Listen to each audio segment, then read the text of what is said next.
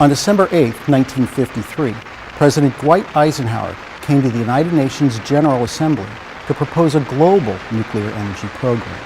Experts would be mobilized to apply atomic energy to the needs of agriculture, medicine, and other peaceful activities. A special purpose would be to provide abundant electrical energy in the power-starved areas of the world. The United States pledges before you to find the way by which the miraculous inventiveness of man shall not be dedicated to his death, but consecrated to his life. The delegates applauded with enthusiasm as they realized Cold War military secrecy was out. Sharing information, nuclear technology, and uranium was in. Atoms for war were about to become atoms for peace. Hello, I'm Tom Wellock, the historian for the NRC. The Atoms for Peace program left a complex legacy. It jump-started the civilian nuclear industry, and U.S. reactor designs dominated the global market. But Eisenhower's utopian ambitions for Atoms for Peace proved elusive.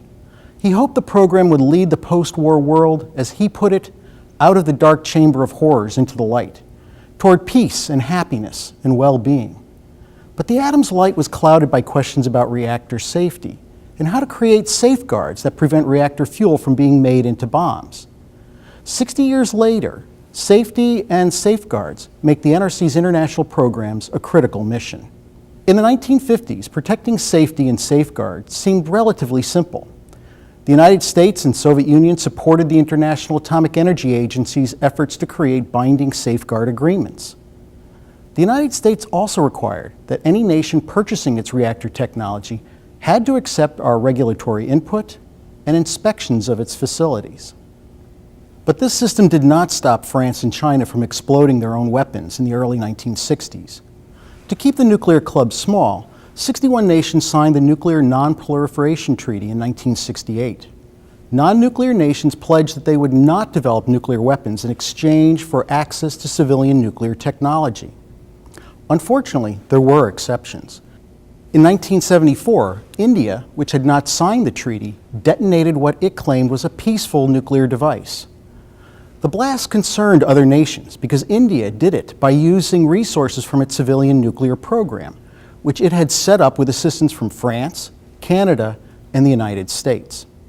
Of even greater concern was the rise in global terrorism, underscored by the murder of Israeli athletes at the Munich Olympics. Was it possible that terrorists could steal nuclear material to make weapons? Nuclear plants abroad might lead to nuclear terrorism at home. Meeting these challenges proved difficult.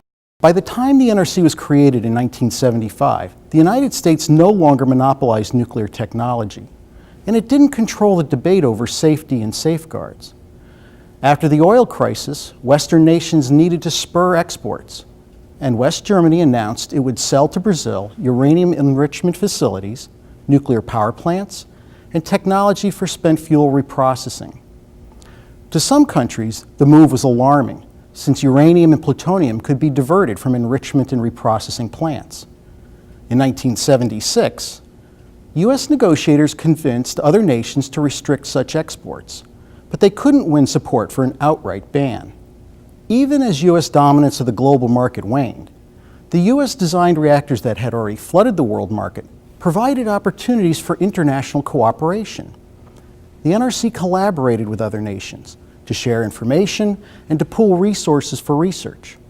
For example, Japan and West Germany supported research at Idaho National Laboratory for loss of coolant accidents. And the U.S. helped fund research in Sweden on containment building performance. Then came the 1986 accident at the Soviet Union's Chernobyl nuclear power plant. It ushered in a new era of nuclear international relations, which had stalled after the 1979 Soviet invasion of Afghanistan. Chernobyl and warming relations between President Ronald Reagan and General Secretary Mikhail Gorbachev spurred a dialogue among regulators. NRC Chairman Lando Zek and his Soviet counterpart signed an accord to create working groups of Soviet and NRC specialists on safety issues.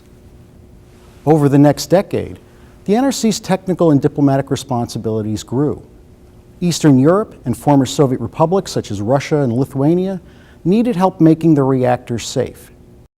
The collapse of the Soviet Union really provided the first opportunity for the international nuclear safety community to really understand and appreciate what the safety issues were and the safety concerns were associated with the Soviet-designed reactors. The international community, through the heads of state of the G7, convened a special conference in Lisbon, Portugal, in 1992, and at that conference they actually established a special program to focus on safety issues with Soviet-designed reactors. We supported the Lisbon Initiative by working with our regulatory counterparts to help them establish their basic regulatory infrastructure, the infrastructure that you need for oversight of a nuclear power program. For example, the attorneys from the NRC spent a lot of time and effort working with their counterparts to help them draft nuclear legislation. On the technical side, we did technical activities as well. We would bring our counterparts over to work with NRC staff, learn from NRC staff. We helped train and provide things like computer codes, the computer codes that the NRC uses for our own confirmatory safety analyses. I mean, even today, our regulatory counterparts, the countries that we worked with, are still relying upon and still utilizing the regulatory infrastructure that we helped them build. On the diplomatic front, the NRC supported post-Chernobyl treaties to provide notification and assistance to other nations in the event of an accident. Later conventions created an international framework for the safety of spent fuel, waste, and nuclear power plants. The latter was known as the Convention on Nuclear Safety.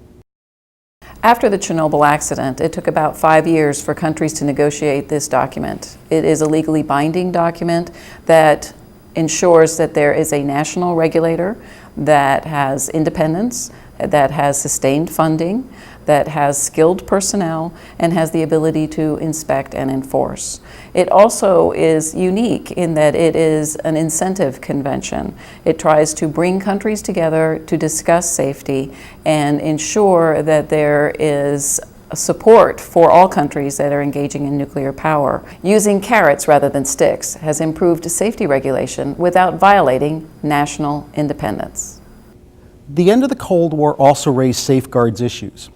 Former Soviet republics had large stockpiles of weapons-grade uranium. Through its import licensing mission, the NRC helped implement an agreement dubbed the Megatons to Megawatts program. It turned this uranium intended for bombs into reactor fuel for nuclear power plants. Quite literally, atoms for war became atoms for peace. In the last decade, events such as 9/11 and Fukushima have expanded the NRC's international programs. Its mission is still safety and safeguards, but it has taken on new areas such as security and helping other nations keep track of many kinds of radioactive material. As the world becomes ever more interconnected, and as interest in nuclear power continues in some parts of the globe, the NRC's international programs have become more essential than ever.